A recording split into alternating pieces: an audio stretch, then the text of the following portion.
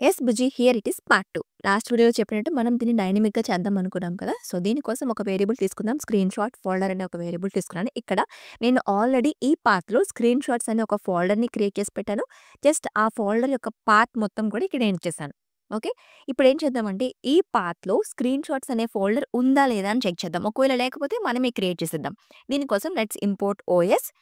If not os.path.exist ఈ screenshot folder అనే వేరియబుల్‌ని మనం పాస్ చేసాం. సో, ఇప్పుడు ఈ లైన్‌తో స్క్రీన్‌షాట్స్ అనే ఫోల్డర్ ఉందా లేదా అని చెక్ చేస్తాం. ఒకవేళ లేకపోతే మనం క్రియేట్ చేయాలి కదా! సో, దానికోసం os.makeDirs అండ్ ఇక్కడ మనం స్క్రీన్‌షాట్ ఫోల్డర్‌ని పాస్ చేసామన్నమాట. That's it. సో, ఒకవేళ లేకపోతే స్క్రీన్‌షాట్స్ అనే ఫోల్డర్ అదే క్రియేట్ చేసుకుంటది. క్లియర్? సో, ఇప్పుడు ఒక ఫంక్షన్‌ని క్రియేట్ చేద్దాం. take_screenshot అనే ఒక ఫంక్షన్‌ని క్రియేట్ చేశాను. అండ్ ఇక్కడ ఈ లైన్ ఉంది కదా! సో, ఈ లైన్‌ని ఫంక్షన్‌లో పెట్టేద్దాం. సో, బేసిక్‌గా స్క్రీన్‌షాట్ తీయడానికి ఒక ఫంక్షన్‌ని మనం క్రియేట్ చేస్తున్నాం. ఓకే. ఇప్పుడు మనకి టైమ్ స్టాంప్ కావాలి కదా!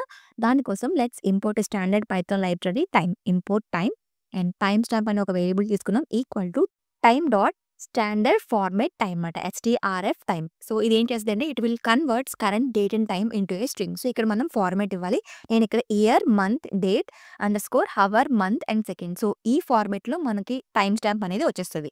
ఓకే. నౌ స్క్రీన్‌షాట్ పాత్‌ని ఇంకొక వేరియబుల్ తీసుకుందాం. ఈక్వల్ టు os.path.join అండ్ మనం ఇప్పుడు ఆ ఫోల్డర్ పాత్‌ని ఈ ఫైల్ నేమ్‌ని జాయిన్ చేయడానికి ఈ లైన్ రాస్తున్నాం అన్నమాట. సో, os.path.join ఇక్కడ మనం స్క్రీన్‌షాట్ ఫోల్డర్, ఇక్కడ మనకి స్క్రీన్‌షాట్ నేమ్ ఎలా రావాలి అంటే స్క్రీన్‌షాట్ అండర్‌స్కోర్ ఆ particular time stamp.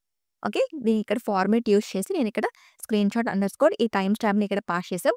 .png in PNG ఫార్మాట్‌లో సేవ్ చేస్తున్నాం. That's it. అండ్ ఫైనల్‌గా py_auto_gui.screenshot ఇక్కడ మనం స్క్రీన్‌షాట్ పాత్‌ని పాస్ చేయాలి. అండ్ ఇప్పుడు ఈ ఫంక్షన్‌ని మనం రన్ చేస్తే మనకి స్క్రీన్‌షాట్ అనేది మనం ఇచ్చిన పాత్ ఇచ్చాం కదా! ఈ పాత్‌లో స్క్రీన్‌షాట్స్ అని ఈ ఫోల్డర్‌లో సేవ్ అయిపోతది. చూసారా? వచ్చేసింది స్క్రీన్‌షాట్ అనేది.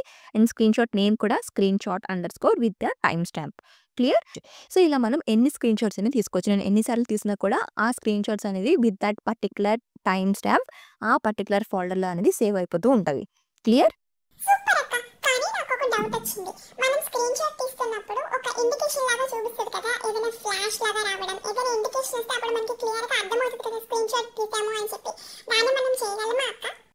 మంచి క్వెషన్ అడిగావు బుజ్జి. దీన్ని కూడా మనం ఇంప్లిమెంట్ చేయొచ్చు. ఎలా చేయాలో అనేది నెక్స్ట్ పార్ట్‌లో కంటిన్యూ చేద్దాం. ఓకేనా? ఈలోపు ఛానెల్‌ని ఫాలో అయిపోండి మరి.